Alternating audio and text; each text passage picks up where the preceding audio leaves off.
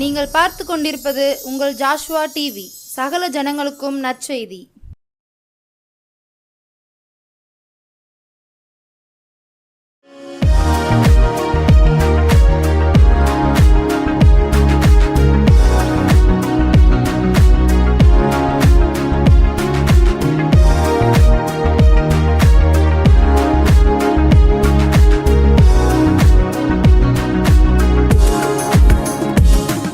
மறுபடியும் தேவனுடைய சமூகத்திலே கருணையின் கரங்கள் என்ற இந்த டிவி நிகழ்ச்சியிலே உங்களை சந்திப்பதிலே மிகுந்த சந்தோஷம்.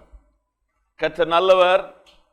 இந்த ஆண்டின் முதல் மாதத்தை தேவ சமூகத்திலே சந்தோஷத்தோடு நாம் நிறைவு செய்து ஒரு புதிய மாதத்துக்குள்ளாக நாம் பிரவேசிக்க போகிறோம். இந்த நாளிலும் கர்த்தர் நம்மோடு கூட பேச போகிறார். நான் விசுவாசிக்கிறேன், இந்த சத்தத்தை கவனிக்கிறவர்கள் பலர் நெருக்கத்தில், வியாதியிலே, கைவிடப்பட்ட கலங்கின நிலையில் இருக்கலாம். இன்றைக்கு பரிசுத்த ஆவியானவர் என்னோடு உங்களோடு கூட தம்முடைய வார்த்தையை அனுப்பி நம்மோடு கூட பேச போகிறார். சற்று நேர தியானத்துக்கு என்று தெரிந்து கொண்ட வேத பகுதி யோவான் எழுதின சுவிசேஷம் 14 அதிகாரம் 1 ஒன்று கூட சொல்கிறேன். யோவான் 14 அதிகாரம் 1 உங்கள் இருதயம் கலங்காதிருப்பதாக, தேவனிடத்தில் விசுவாசமாயிருங்கள், என்னிடத்திலும் விசுவாசமாயிருங்கள். கண்களை மூடுவோம், ஜெபிப்போம். சாரோனின் ரோஜாவாகிய எங்கள் நல்ல தகப்பனே, மனோகரமான இந்த நல்ல வேளைக்காய் ஸ்தோத்திரம். வாசித்து கேட்ட தேவ வார்த்தைக்காய் நன்றி. அடங்கியிருக்கிற மறைப்பொருளை கர்த்தர் எங்களுக்கு வெளிப்படுத்தி தாரும். சுயமாய் எந்த வார்த்தையும் அடியின் நாவில் வராதபடிக்கு பரிசுத்த ஆவியானவர் காத்துக்கொள்ளும். இயேசு கிறிஸ்துவின் நாமத்தில் ஜெபிக்கிறோம் எங்கள் நல்ல பிதாவே, ஆமென். உங்கள் இருதயம் கலங்காது இருப்பதாக. இப்பொழுது பிறந்திருக்கிற ஒரு 3 மாத குழந்தை தொடங்கி வயதானவர்கள் வரையிலும் தனிப்பட்ட முறையிலே அவர்களோடு நாம் பேட்டி எடுப்போம் என்றால் அவர்கள் எங்கெல்லாமோ சில கலக்கத்தோடு கலங்கி நிற்கிறதை நாம் பார்க்க முடியும்.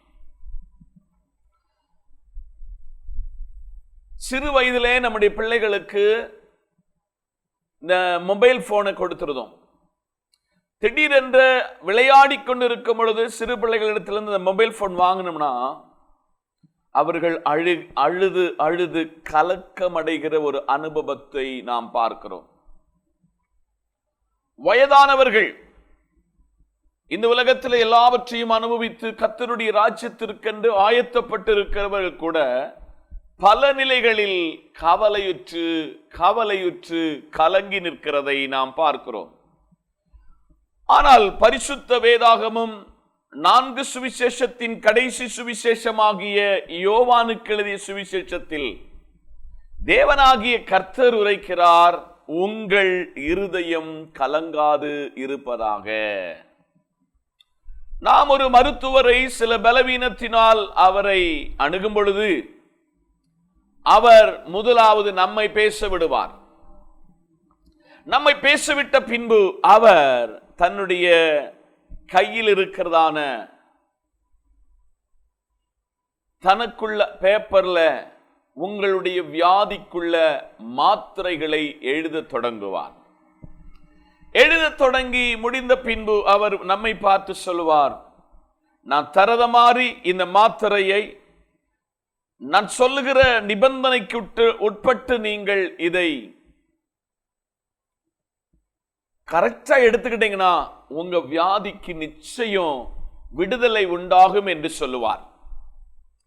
இந்த நல்ல நாளிலே கலக்கத்தோடு இருக்கிற நம்மை பார்த்து பரிசுத்த தேவனாகிய கர்த்தர் பரிசுத்த ஆவியானவரால் பேசுகிறார். உங்கள் இருதயம் பல நிலைகளில் கலங்கிக் கொண்டிருக்கிறது, கவலையுற்றிருக்கிறது. உங்கள் இருதயத்தினுடைய இந்த கலக்கம் மாற வேண்டும் என்றால் என்னிடத்திலே அதற்கு பரிகாரம் இருக்கிறது. நான் சொல்லுகிறதை நீங்கள் கவனித்து கேட்பீர்கள் என்றால் உங்கள் வாழ்க்கையிலே அந்த கலக்கத்திலிருந்து விடுதலை பெற முடியும். ஒன்றாவதாக, இந்த கலக்கத்திலிருந்து கவலையிலிருந்து வெளிவர வேண்டும் என்று சொன்னால் நாம் தேவனிடத்தில் விசுவாசம் வைக்க வேண்டும். ஒரு வாகனத்தின் மேல விசுவாசம், சொந்த மனைவியின் மேல் விசுவாசம், சொந்த கணவனின் மேல் விசுவாசம், நாம் வேலை பார்க்கிற தன் எஜமானனுக்கு மேல வச்சிருக்கிற விசுவாசம். சில இடத்துல இந்த விசுவாசம் நம்முடைய வாழ்க்கையிலே கேள்விக்குறியை உண்டாக்கும் பொழுது பரிசுத்த தேவனாகிய கர்த்தர் உரைக்கிறார், நீங்கள் தேவனிடத்தில் விசுவாசம் வைக்க வேண்டும். ஏன் தேவனிடத்தில் விசுவாசம் வைக்க வேண்டும்?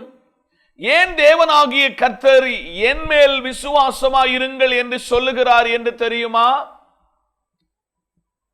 ஆதியாகம புஸ்தகம், ஜெனிசஸ், இந்த புத்தகம் என்ன படிப்பிக்கிறது என்றால், மூல பாஷையில் பெர்சித் என்று சொல்லப்படுகிற இந்த புத்தகம் என்ன சொல்லுகிறது என்றால், தேவனாகிய கர்த்தர் 5 நாளும் இந்த பூமியிலே மனுஷன் இந்த பூமியை ஆள வேண்டும் என்றும், இந்த பூமியை கீழ்ப்படுத்த வேண்டும் என்றும், இந்த பூமியினுடைய சகலத்தையும் ஆண்டு அனுபவிக்க வேண்டும் என்றும் 5 நாள் கொண்டு இந்த பூமியினுடைய சகல காரியங்களையும் தேவனாகிய கர்த்தர் சிருஷ்டித்து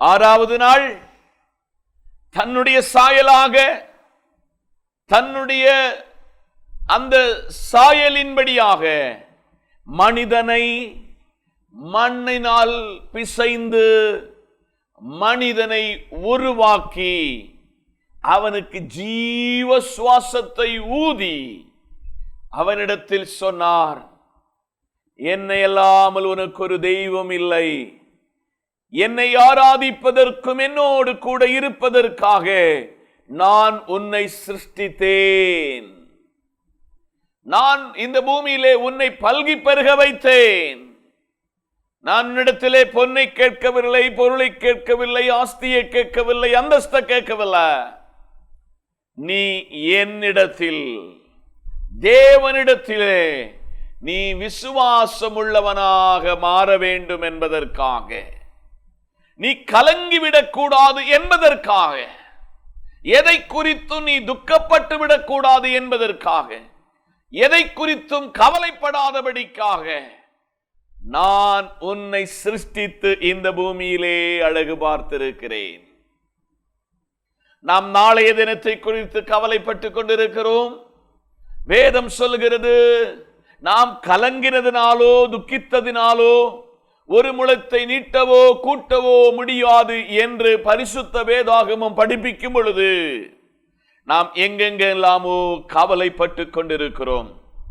இந்த கவலை நம்முடைய வாழ்க்கையிலே எப்படி எந்தெந்த சூழ்நிலைகளில் எல்லாம் கடந்து செல்லுகிறது என்றால், நம்முடைய குடும்ப வாழ்க்கையிலே ஒரு சமாதானம் இல்லாத நிலைமை, வேலை பார்க்கிற இடத்துல கலக்கம், இரவிலே நித்திரைக்கு சென்றால் அதிலும் ஒரு கலக்கம், இப்படி கலங்கி கலங்கி கலங்கி கலங்கி மனிதன் வாழ்க்கையிலே ஒரு சமாதானம் அல்லாத, ஒரு பீஸ்ஃபுல் இல்லாத நிலையிலே இருக்கும் பொழுது, இந்த வார்த்தைகளை கவனிக்கிற சகோதரா சகோதரி, தேவ பிள்ளையே, என அன்பான பெற்றோர்களே, உங்களை பார்த்து கர்த்தர் சொல்லுகிறார், உங்க இருதயம் கலங்காம இருக்கணும்னு சொன்னால் இந்த தேவன் ஒரு பெரிய ரகசியத்தை மறைத்து வைத்திருக்கிறார். என்ன ரகசியம் தெரியுமா? இயேசு உங்களுக்காக எனக்காக கல்வாரியிலே மரிப்பதற்கு முன்பதாக இந்த பூமியிலே தேவன் நம்மை சிருஷ்டித்ததற்கு ஒரே ஒரு காரணம், நீ கலங்காமல் இருப்பதற்காக. 5 நாளிலே இந்த பூமியிலே நீ கீழ்ப்படுத்துவதற்கு, ஆளுகை செய்வதற்கு, இவற்றை அனுபவிப்பதற்கு நான் உனக்காக எல்லாவற்றையும் செய்து வைத்து கடைசியாக உன்னை என்னுடைய சொந்த கையினாலே சிருஷ்டித்து என் சாயல உனக்கு தந்தது மாத்திரமல்ல, நீ இழுத்து வாங்குகிற ஜீவ சுவாசம் என்பது நான் உனக்கு இலவசமாக தந்தது. அதனால் இந்த பூமியில என்ன வேண்டும், எப்படி கர்த்தர் நம்மை உயர்த்துவார், எப்படி நம்மை உயர்த்தப்படுவோம் என்று நீங்கள் எதை குறித்தும் கவலைப்பட வேண்டாம். வேதம் சொல்லுகிறது, ஏற்ற காலத்தில் நான் உங்களை உயர்த்தும்படிக்கு அவருடைய பலத்த கைக்குள்ளே அடங்கி இருப்பீர்கள் என்று சொன்னால், கர்த்தர் இந்த நல்ல நாளிலே கலக்கத்தில் இருக்கிற உங்களுக்கு உங்க விசுவாசம் தேவனிடத்தில் வைக்க வேண்டும். தேவனை விசுவாசம் வைத்து வாழ்கிற வாழ்க்கைக்கு ஒரு சமாதானமான வாழ்க்கை, கலக்கம் மாறுகிற ஒரு வாழ்க்கை, ஒரு நிம்மதியான வாழ்க்கை இந்த தேவனால் உங்களுக்கு தர முடியும். அதற்கு இந்த நல்ல நாளிலே கர்த்தர் உங்களிடத்திலிருந்து எதிர்பார்க்கிறார். நீங்கள் வேற ஒன்றும் செய்ய வேண்டாம்.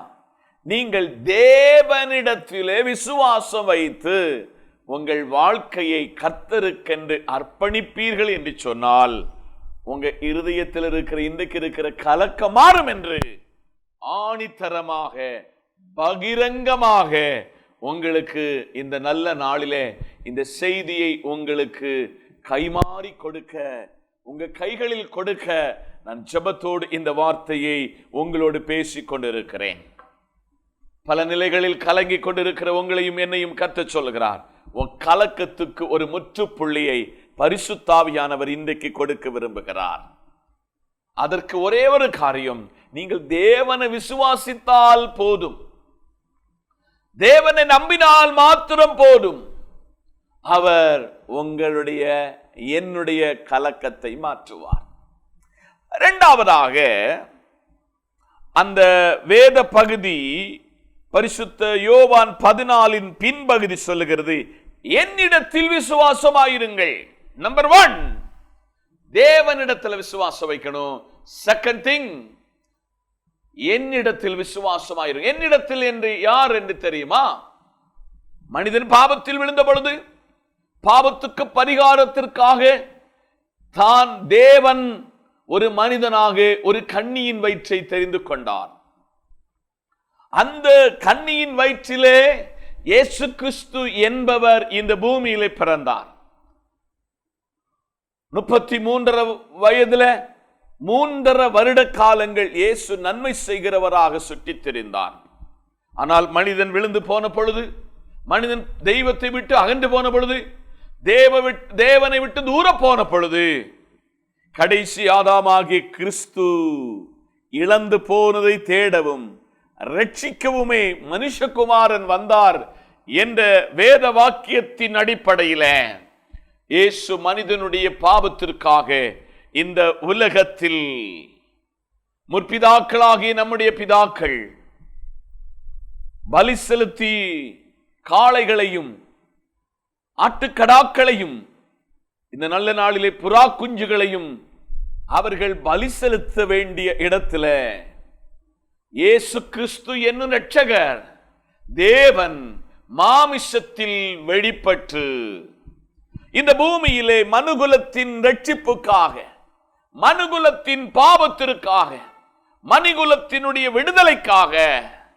இயேசு கிறிஸ்து இந்த பூமியிலே தான் மரிப்பதற்காக, தான் இந்த பூமியிலே தன்னுடைய ஜீவனை மறுவலையாய் கொடுப்பதற்காக, தன்னுடைய இரத்தத்தை பூமியிலே விலைக்கிரயமாக, நானோ சொந்த ஜனத்துக்குள்ளே வந்தேன், சொந்த ஜனம் என்னை ஏற்றுக்கொள்ளவில்லை. பறவைகளுக்கு, மாடுகளுக்கு, இந்த பூமியில் உள்ள எல்லா விதமான கர்த்தருடைய சிருஷ்டிக்கு வீடுகளும் கூடுகளும் உண்டு. மனுஷகுமாரனுக்கோ தலை சாய்க்கிய இடமில்லை என்று சொல்லி சொந்த ஜனத்துக்குள்ளே நான் வந்தேன், சொந்த ஜனம் என்னை ஏற்றுக்கொள்ளவில்லை. ஆதாமினுடைய கீழ்ப்படியாமையினாலே மரணமும் சாபமும் இந்த நாளிலே இந்த உலகத்துக்கு வந்த பொழுது கடைசி ஆதாமாகிய மேசியா என்னும் இரட்சகர், மேசியா என்னும் கர்த்தர் மனுகுலத்தின் பாவத்திற்காக அவர் ஒரு கள்ளனை போல பிடிக்கப்பட்டார். பிடிக்கப்பட்ட இடம் முதல் அவரை விஸ்தரித்த இடம் வரை அவர் இரவு முழுவதும் அலக்களிக்கப்பட்டார். ஹன்னாவினிடத்திலே, ஹேரோதாவினிடத்திலே, காய்பாவினிடத்திலே, பிலாத்துவினிடத்திலே, சன்னத்திர சங்கத்தினிடத்திலே, எல்லா இடத்திலும் இயேசுவை கொண்டு நிறுத்தினார்கள். பிலாத்து ஒரு பாத்திரத்தில் தண்ணீரை எடுத்து கைகளுக்கு சொன்னான், இவரில் ஒரு குற்றத்தையும் நான் காணவில்லையே, இவரிடத்தில் ஒரு குற்றம் இல்லையே என்று இயேசுவை குற்றமற்றவர் என்று விதித்த பொழுது ஜனம் ஆர்ப்பரித்து சொன்னது, பரபாசை எங்களுக்கு வேண்டும், இயேசுவை சிலுவையிலே அறையுங்கள். இந்த நல்ல நாளிலே 40க்கு ஒரு அடி குறைய 39 அடிகள் அவருக்கு பலமுறை அடிக்கப்பட்டது. சங்கீதக்காரன் சொல்லுகிறான், நிலத்தை உழுகிறது போல மனுஷகுமாரனாகிய மேசியாவை உழுவார்கள் என்ற வேத வாக்கியத்தின் நிறைவேறுதலின் தீர்க்க தரிசனத்தின்படி அவர் சரீரம் நமக்காக, நம்முடைய பாவங்களுக்காக, நம்முடைய மீறுதல்களுக்காக உழப்பட்டது. சகோதரா, சகோதரி, இயேசுவை 2 கள்ளர்களின் மத்தியிலே சிலுவையிலே அறைந்தார்கள். அவர் தன் ஜீவனை விட்டார். பூமி எங்கும் அந்தகாரம் உண்டாயிற்று என்று வேதம் சொல்லுகிறது. இந்த நல்ல நாளிலே ஏன் தெரியுமா அவர் மரித்தார்? எதற்கு அவர் மரித்தார்? இன்றைக்கு பல நிலைகளில் கவலையோடு இருக்கிறவர்கள், ஒருவேளை தெய்வம் இல்லாதவர்கள் இந்த சத்தத்தை கேட்டுக்கொண்டிருக்கலாம். ஒருவேளை தேவனுடைய ஊழியக்காரர்களுக்கு எதிராய் செயல்படுகிறவர்கள் இந்த வார்த்தைகளை கவனித்துக் கொண்டிருக்கலாம். ஆனால் நீங்க எங்கே எல்லாமோ கவலையோடு, கண்ணீரோடு, துக்கத்தோடு அழுது கொண்டிருக்கிறீர்கள். சகோதரா, சகோதரி, உங்க கலக்கத்துக்கு ஒரு பெரிய விடுதலை ஏசப்பா கையில் இருக்கிறது. ஏன் இயேசுவை விசுவாசிக்கணும் தெரியுமா? உங்களுக்காக, எனக்காக மரித்தவர். வேதம் சொல்லுகிறது, இவ்வுலகத்தில் அழிந்து போகிற வஸ்துக்களாகிய பொன்னினாலோ வெள்ளியினாலோ அல்லாமல் ஆட்டுக்குட்டியானவராகிய மேசியாவினுடைய இரத்தத்தினால உங்களையும் என்னையும் கிரயம் வாங்கி இருக்கிறார். Praise the Lord. அவர் கிரயம் வாங்கி இருக்கிறார். கிரயம் வாங்கப்பட்ட இயேசு சொல்லுகிறார், என்ன விசுவாசித்தா உன் கவலை மாறும், என்ன நம்புனா உன் கண்ணீருக்கு பதில் இருக்கிறது. ஆதலால் மலைகள் ஏற வேண்டாம், நீங்கள் தான தர்மம் செய்ய வேண்டாம், நீங்கள் தர்மங்கள் செய்ய வேண்டாம். நீங்க இயேசுவை ஒன்னு விசுவாசித்தால் உங்க கலக்கத்துக்கு விடுதலை இருக்கிறது என்று இன்றைக்கு பரிசுத்த ஆவியானவர் தத்ரூபமாக, முகாமுகமாக, பிரத்யட்சமாக உங்களோடு என்னை கொண்டு பேசுகிறார். இந்த வார்த்தையை ஒன்று கேட்க முடியுமா? நீங்க கேட்பீர்கள் என்றால் உங்க இருதயத்தில் இருக்கிற இன்னைக்கு படுகிற வேதனை, பிள்ளைகளை சொல்லி, உங்க சரீரத்தை சொல்லி, எதிர்காலத்தை சொல்லி, சில இரவுகள் 12 மணி 2 மணி ஏன் இப்படிப்பட்ட ஒரு இரவு வந்ததென்று கவலையோடு இருக்கிற உங்களுக்கு கர்த்தர் சொல்கிறார், ஒன்று, நீங்கள் தேவனிடத்தில் விசுவாசம் வைக்க வேண்டும். ஏன் தேவனிடத்தில் விசுவாசம் வைக்க வேண்டும் தெளிவாக உங்களுக்கு சொல்லிக் கொடுத்திருக்கிறேன். இரண்டாவது, கிறிஸ்துவாகிய மேசியாவினிடத்தில் நீங்கள் விசுவாசம் வைத்தீங்கன்னா கவலை மாறும், கண்ணீர் மாறும், துக்கம் மாறும். ஒரு பீஸ்ஃபுல்லான ஒரு 2024 ஆண்டவர் உங்களுக்கு தந்திருக்கிறார். ஒரு சமாதானமான ஒரு வாழ்க்கையை தருவதற்கு கர்த்தர் உதவி செய்வார் என்று மனமாற உங்களை நான் வாழ்த்துகிறேன். இருக்கிற இடத்துல ஒரு நிமிஷம் கண்களை மூடுவோம். நான் உங்களுக்காக ஜெபிக்க போகிறேன். நீங்கள் எந்த சூழ்நிலைகளில் இந்த தேவ செய்தியை கேட்டீங்கன்னு எனக்கு தெரியாது. பரிசுத்த ஆவியானவர் என்னிடத்தில் தந்த பொறுப்பை நான் உங்களிடத்திலிருந்து சொல்லி இருக்கிறேன். கண்களை மூடுவோம், ஜெபிப்போம். சர்வ வல்லமையுள்ள நல்ல பிதாவே, உம்முடைய குமாரனும் எங்கள் கர்த்தருமாயிருக்கிற இயேசுவின் நாமத்தில் நாங்கள் வருகிறோம். பாரத்தோடு, துக்கத்தோடு, கலக்கத்தோடு இருக்கிற நம்முடைய பிள்ளைகளுக்கு இந்த வார்த்தை ஒரு விடுதலையை, ஆறுதலை, சமாதானத்தை தரட்டும். இயேசுவின் நாமத்தில் ஜெபிக்கிறோம் எங்கள் நல்ல பிதாவே, ஆமென். அடுத்த வாரம் இதே நாளில் இதே நேரத்தில் உங்களிடத்திலிருந்து உங்களை சந்திப்பேன் என்று ஜெபத்தோடு உங்களிடத்திலிருந்து விடைபெறுகிறேன். இந்த வார்த்தையை குறித்ததான உங்களுடைய அபிப்பிராயத்தை இந்த ஸ்கிரீனில் காணுகிற என்னுடைய நம்பரோடு தொடர்பு கொள்ளுங்கள். ஊழியத்திற்காய் ஜெபித்துக் கொள்ளுங்கள். May God bless you. Amen.